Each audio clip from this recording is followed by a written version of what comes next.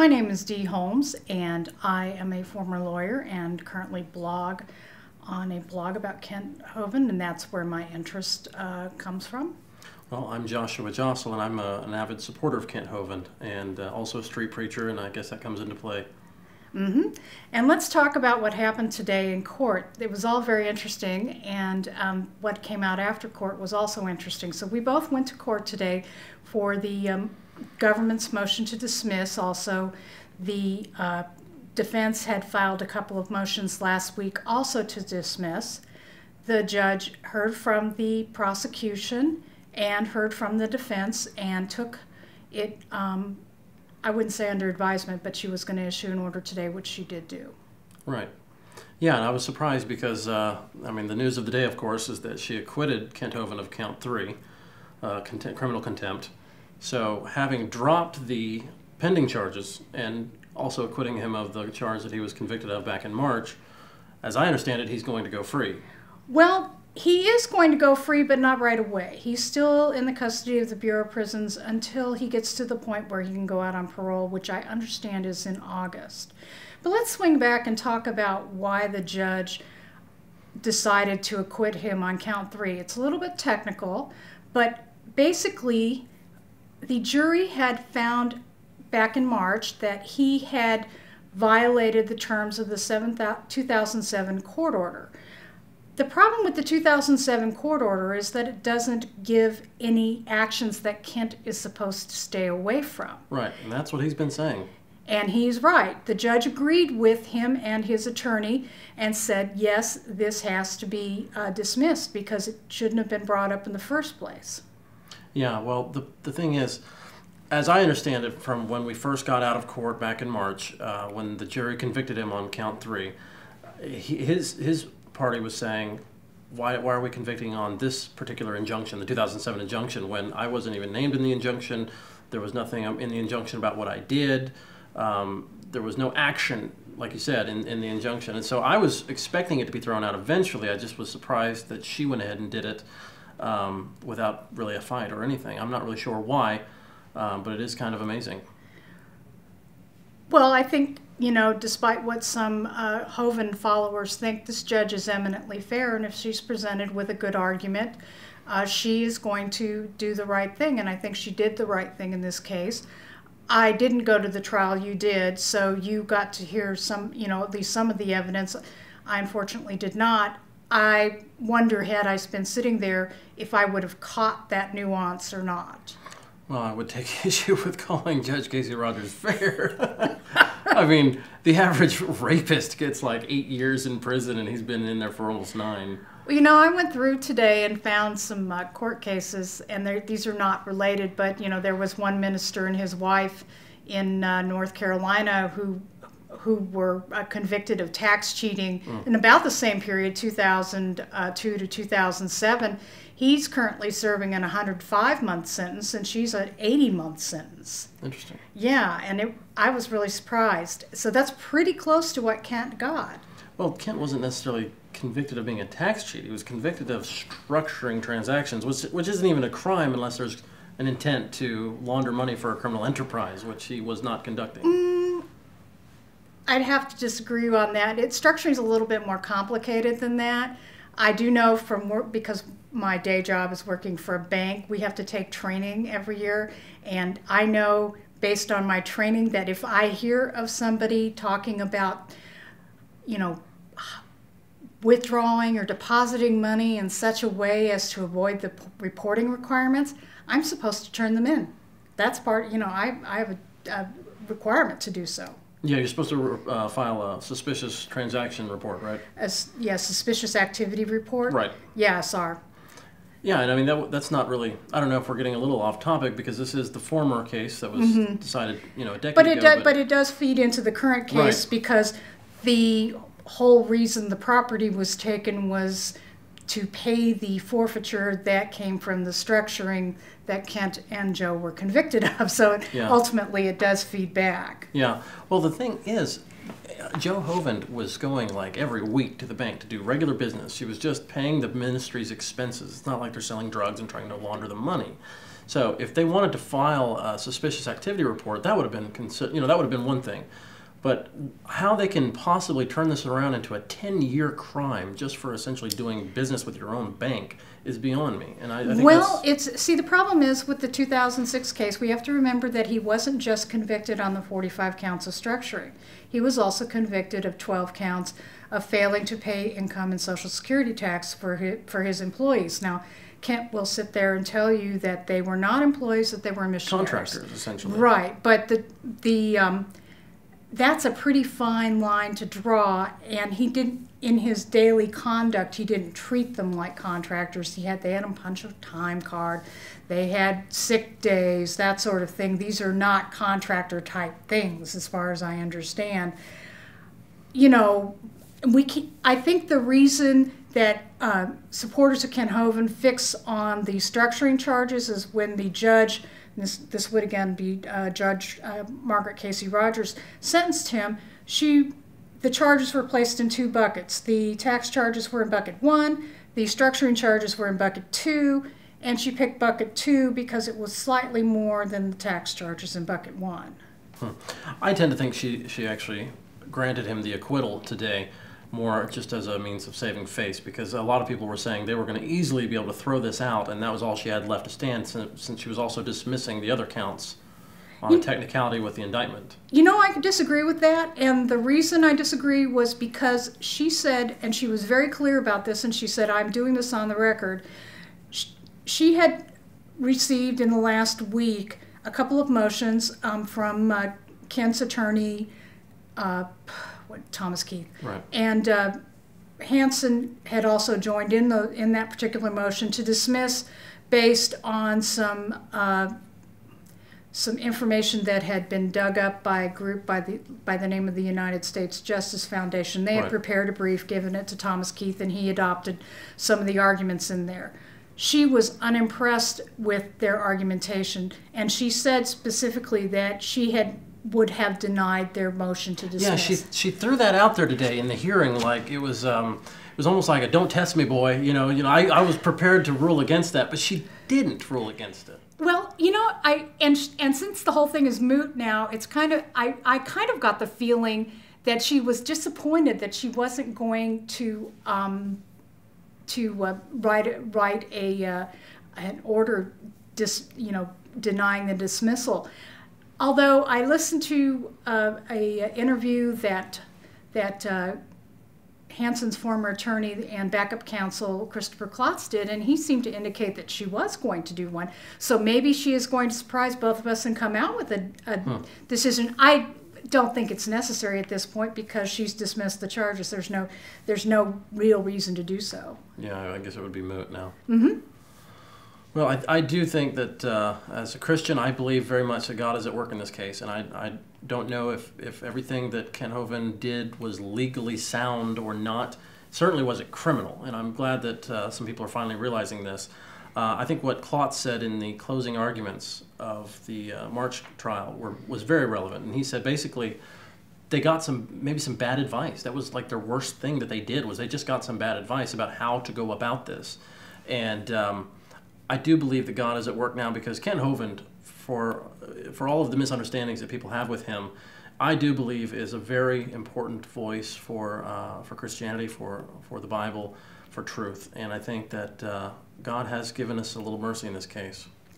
Well, I make it really clear that I don't go to that point when I'm discussing it. I don't get into the religious aspect. I respect Kent's religion. I respect the religion of his followers. I was sitting in front of a woman who was praying to Jesus under her breath, and I really, really honestly appreciated that, because it shows her fervency, how much she really believes. And I would have to say that she had her prayer answered today. Yeah. That was great. I would say, though, that I think Kent's listened to some wrong people, in the sense that some of the things that he came up with were things that his cellies, people who he roomed with in correctional institutions, those were things that they came up with, and he listened to them. I don't think that was such a smart idea. Well, maybe not, but at the same time, what were his options? You know, he didn't have a lot of options. You know, these guys are stuck away in a cell, and they have nothing but a few law books and people who say, hey, I've been here, I've done that before, let me help you out. And so he went with what he had. Yeah, I guess. I just think, just from my personal perspective, I'm not sure that I would be talking to someone who is convicted felon in prison about my legal problems. Although there are some really good convicted felons who are great jailhouse lawyers, so don't get me wrong there. Right, yeah. Having been a part of the Free Kent Hovind movement, so to speak, I do believe that there was, for lack of a better word, an evolution in our midst. It was interesting to go through it because it started out as just, there was no one. I mean, when Kent Hovind went to jail the first time, 10 years ago, it was like people forgot about him. He was this international evangelist who was traveling every day practically, and then suddenly, who's Kent Hovind? Do you think that was because of the nature of the first charges against him, the tax charges? Oh, definitely. You think that other churches decided that they really couldn't commit themselves to Kent Hovind because they didn't want to have, for example, maybe the IRS taking a scrutiny of them that they didn't want? I think that is dead on. I think they were hesitant because they saw this as a liability issue. If they are too closely aligned with him, whereas before, when he was free, hey, come over to our church, give a talk about dinosaurs. But now you're taking on the government, and that's a big no-no. And I think that honestly goes back to the issue that Kent Hovind talked about, which was 501c3 incorporation, which I won't get into that too much, but essentially the argument is churches don't need to incorporate as nonprofits. They're already nonprofits. They're already ministries of God. They need to answer to God. They don't need to incorporate under the state as a creature of the state, because to do so essentially muzzles them.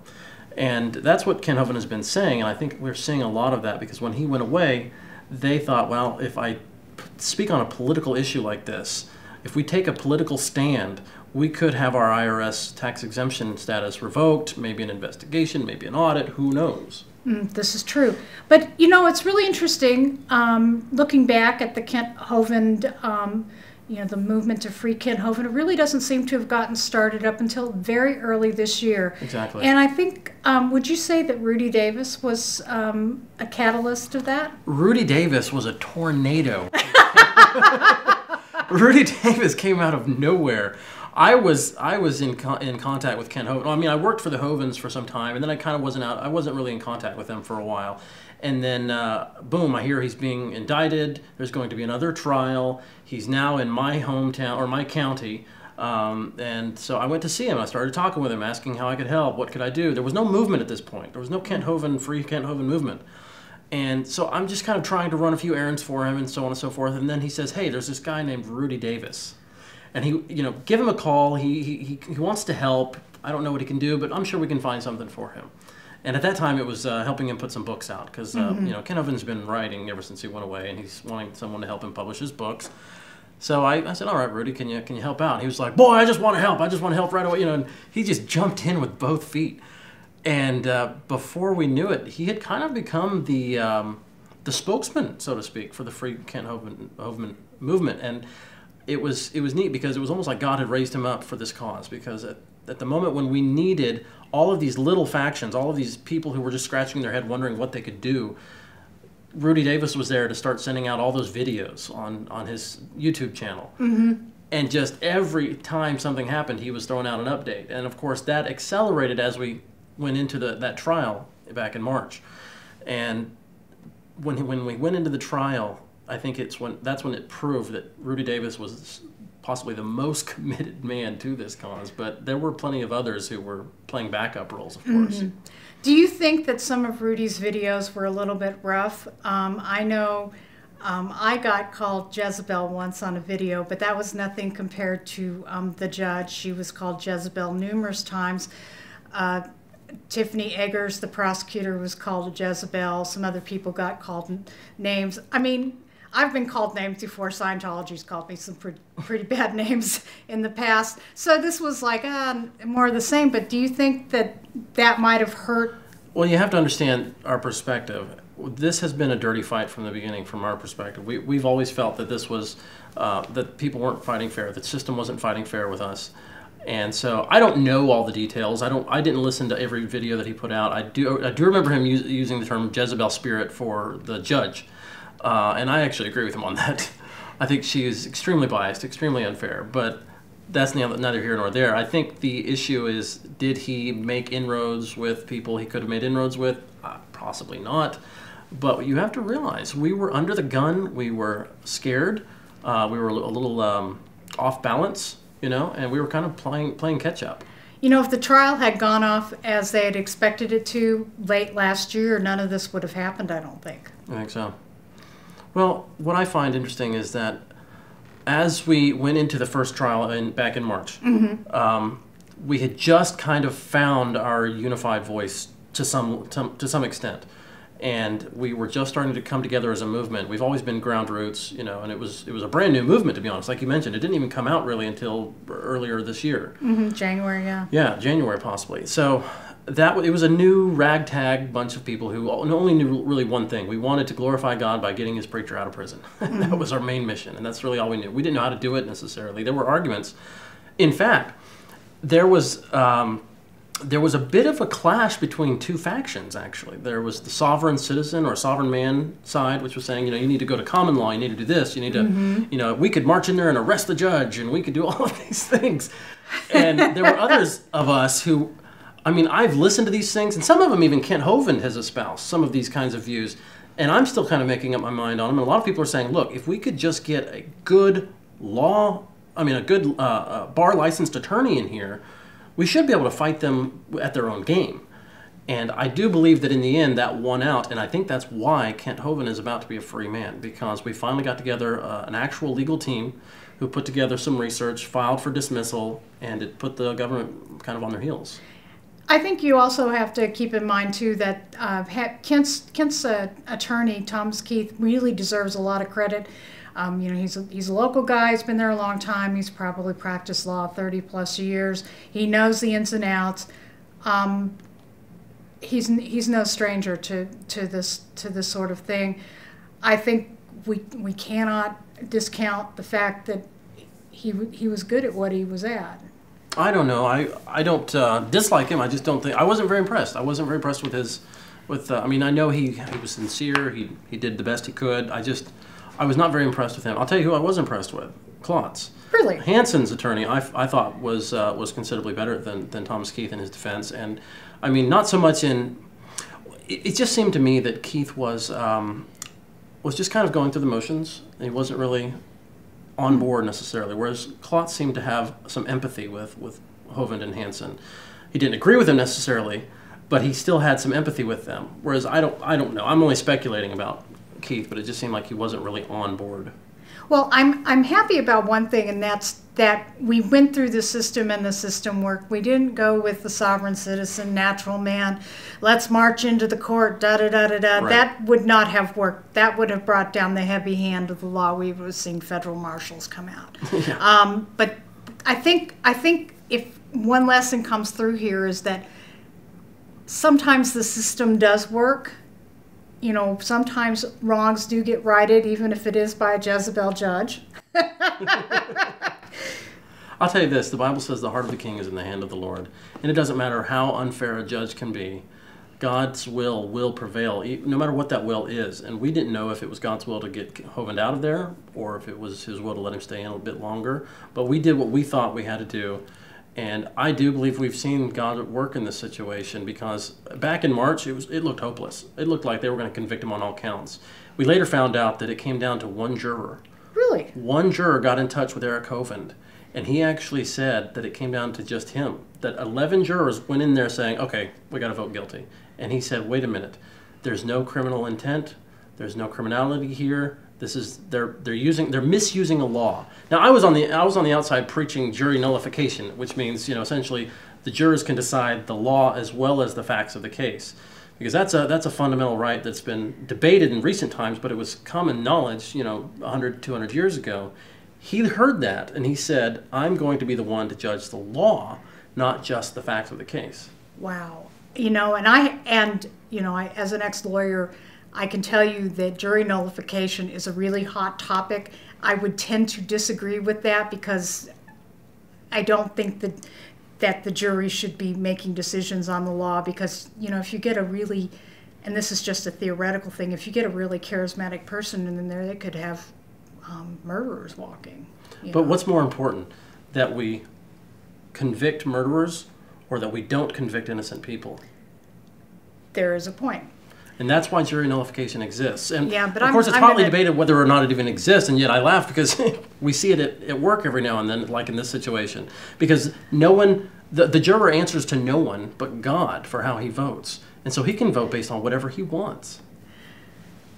And that means he can judge a tyrannical law or a misapplication of a law in this case, and essentially say not guilty, even if he sees that someone did do what the indictment says. He says, no, that law, like structuring, does not apply, therefore not guilty. Yeah, and I would point out in this case that your one juror was right ultimately, because the underlying charge, the criminal conspiracy charge, for Kent at least, has been he's been acquitted of that. Yeah. So I think that's going to really undermine any attempt by the government to retry Kent and Paul Hansen on the mail fraud and conspiracy to commit mail fraud charges. I really do think that that's going to really punch a hole in that. Well, if they do come back with another indictment, we'll preach jury nullification all over again. We have the judge's order today where she acquits Kent of the criminal contempt charge, and that's really interesting. I'm wondering if she's going to, if Tiffany Hope Akers is going to appeal it as the prosecutor. I'm of mixed emotions about that. I'm not sure that she's going to. I do wonder if this is the end. I mean, because to recap what happened today, we were expecting the judge to rule on the prosecution's motion to dismiss without prejudice. Now, of course, the defense had an issue with it being without prejudice because that means they can theoretically come back with a new indictment and retry on these same charges. So that's a concern, which they fought. She did she did approve and grant the motion to dismiss without prejudice. So theoretically, they could come back with a new indictment. And if they do that, I think it would kind of be a moot point whether or not whether they go against the acquittal, because that was kind of a minor role or a minor charge. I'm thinking that with Kent's acquittal today, that the mail fraud and conspiracy to commit mail fraud charges have basically been eviscerated. Yeah. I think it's hard to say there's mail fraud and conspiracy to commit mail fraud if you don't have criminal contempt. Right. I'd like to see the government's argument on that, but who knows? What we do know is that this particular trial is over. It's been quite an emotional weekend for the Free Hovind movement, because it started out with we got the news that they had dropped the charges. We didn't know what all that entailed, but we were excited. And then we found out, okay, without prejudice. Well, what does that mean? So we had to look into that. So then we get there this morning at the hearing, and we find out that she's going to enter a decision later on in the day about the prosecution's motion to dismiss without prejudice. And so we're kind of on the edge of our seats a little bit. But we were so excited because it seemed like, in our camp, we're seeing this as a move of God. He's already let them drop these charges. We don't know why. First of all, why did she not grant the move to delay? We thought that that could have been a calendar issue. I mean, you think it's as simple as a calendar issue? I think it's as simple as a calendar issue. I theorize, and this is just my speculation, but I wonder almost if she saw what the legal team that we finally were able to put together. We finally, raised some money for Kent Hovind, and no longer do we have to rely just on a public defender, but we've got a legal team doing research. We put in the motion to dismiss with prejudice on Wednesday. Mm-hmm. They look at that and they see that they've got a serious flaw in their indictment. Mm-hmm. And so they put in the motion to delay. And I almost wonder if the judge, who I do personally believe has an agenda against Kent Hovind, a vendetta against him, if she saw it and said, no, you don't need to delay, we need to call it quits, and if anything, go back and get a new indictment. So I'm a little skeptical if this is the end, but at the same time, then she turns right around and acquits him of the one charge that they did convict him of back in March. And so that that was on a technical reason. Yeah. A very technical point that, they... So the walls are just tumbling down, and I'm I'm just at a loss as to why, other than God. Well, I don't know. I think we've got other factors here. We've got factors such as budget. The courts don't have money. The IRS doesn't have money. It costs money. They've thrown $1 million into this case. They've thrown a lot of money, but we are in tighter budgetary times with the sequester. So I'm thinking that may have played into it. I really do think that scheduling is a problem. Today they did have the hearing over in the old courthouse as opposed to the new, as in it's only 20 years old, courthouse, which is apparently infested with black mold. Right. What do you think is going to happen now? I mean, do you think the Hovindicator movement, the people who follow Kent Hovind and call themselves Hovinidicators, what's going to happen? Well, we started this group. It's loosely organized, but it's basically just volunteers who want to help, and it's going to, I think, transcend the Hovind movement because as Coach Dave Dobbenmeyer calls it, it's the Salt and Light Brigade. I don't know necessarily if we will have the same fervor and zeal that we had because we love Dr. Hovind so much, and so many people believe in him. They've been watching his seminars for years. I grew up with them, but it was kind of understood from the beginning that this was to be something that transcended Kent Hovind, and I do believe that at least on some level, with the momentum we've got going on, with the war chest we're starting to build up. I don't know the numbers exactly, but kind of back up for a second. We were looking for a way to fund the Kent Hovind defense. And so we were trying to figure out what's the best way to put together some sort of war chest.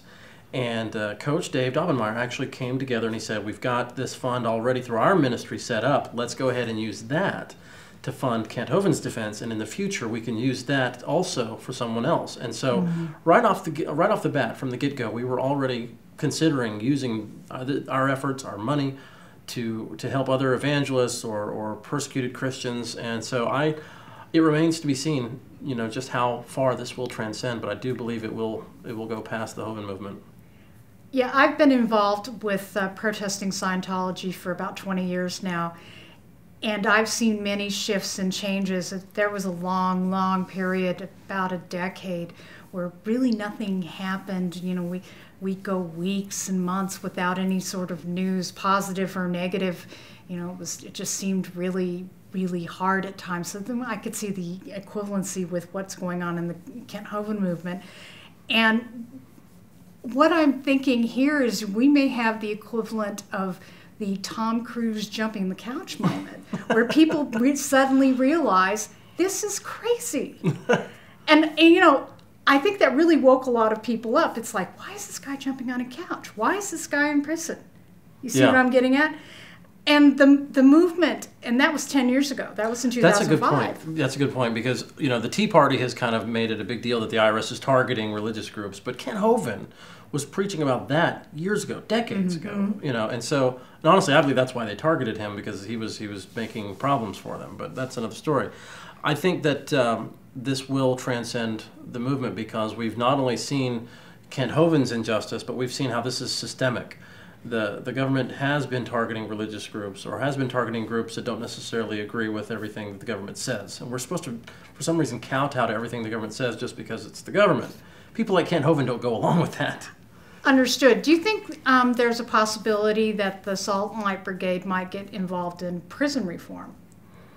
That I would hope so. I don't know, to be honest, how many people have quite got onto that part of the message. Kent Hovind, of course, wrote The Kennel, right, which was an allegory, if you will, about the prison system and the injustice of the current prison system.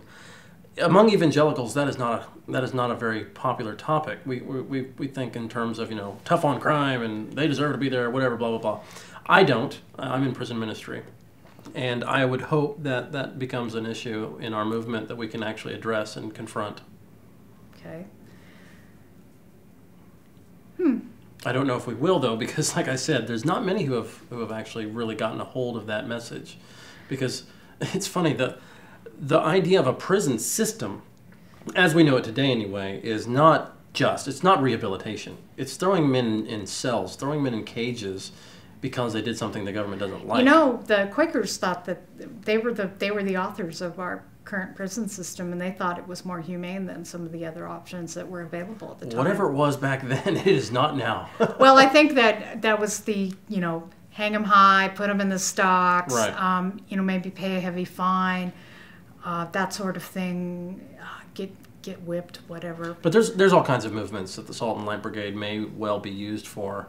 But it's not like we have some hierarchical system, we have to go do this. It's just whatever people feel passionate about, they're going to rally around, and this is just one organizational method to use. Do you think that there will be agitation over the next few months to get Kent out sooner than August? There already is. That was the latest orders for the Light and Salt Brigade, is to pester the BOP until we get Kent Hovind free. Okay.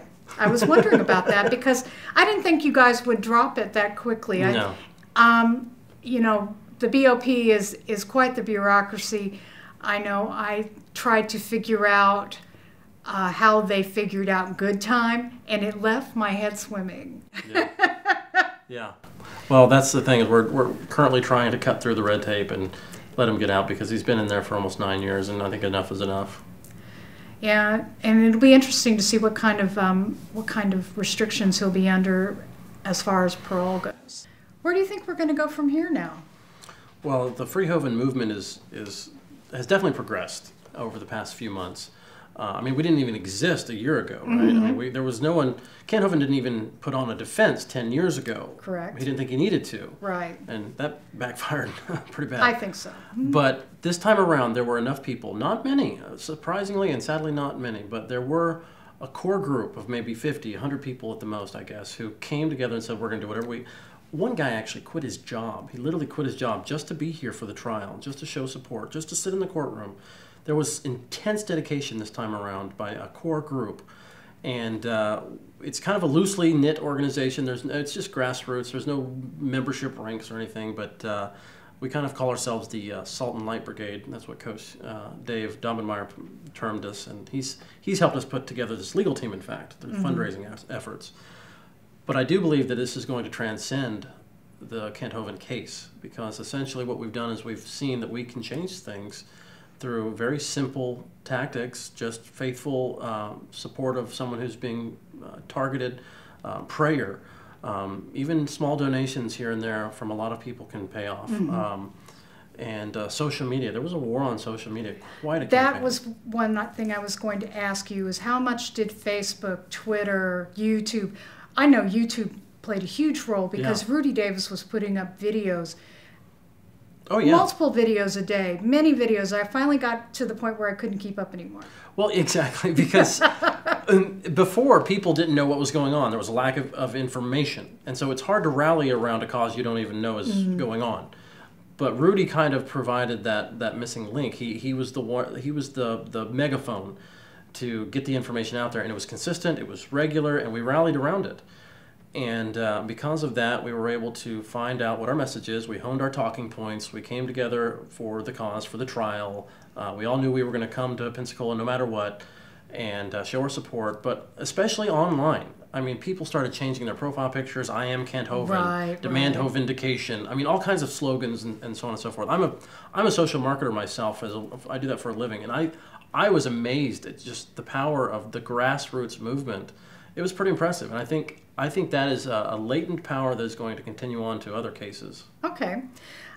What I was wondering, too, is Kent hasn't finished his first sentence, and his appeals have been denied, so he's pretty much, barring some miracle, and, I know you believe in another miracle, you mean? Another miracle.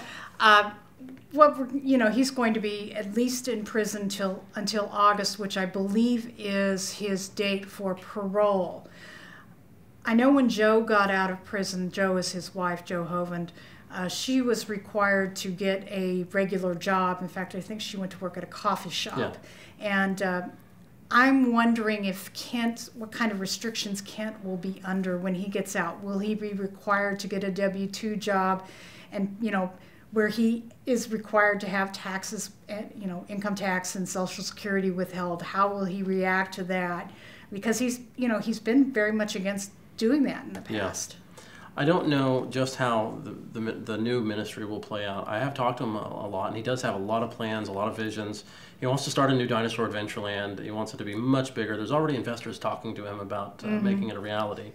I don't know. I don't know what kind of restrictions the court is going to put on him, but I do know he has a lot of plans. He's quite the visionary. I don't know that he's going to be allowed to evangelize, but that doesn't mean that he can't put out videos, rent a studio and just, talk. Yeah. I think that would, that could get him back on the road. I know he's got, I would say, more competition these days. You've got Ken Ham with his very shiny, brand new Creation Museum up there in Kentucky. He's building a Noah's Ark. Kent Hovind wants to build an ark. He's actually talking about. He's got the plans together, just about. I mean, I'm telling you, he's got big plans. Yeah. I could see a really nice park with. Kent's so really big into dinosaurs, with a lot of animatronic type dinosaurs. That would be really kind of cool. Yeah. I could see myself going to something like that, and I'm not particularly into Kent style beliefs, but that would be just fun. Yeah. Well, he is a fun guy. I mean, he likes kids. He likes teaching, and I think whatever he does, he's going to come back to that one way or another. Yeah, tell him about animatronic dinosaurs the next time you talk to him, because really, I think that would be just cool. Definitely.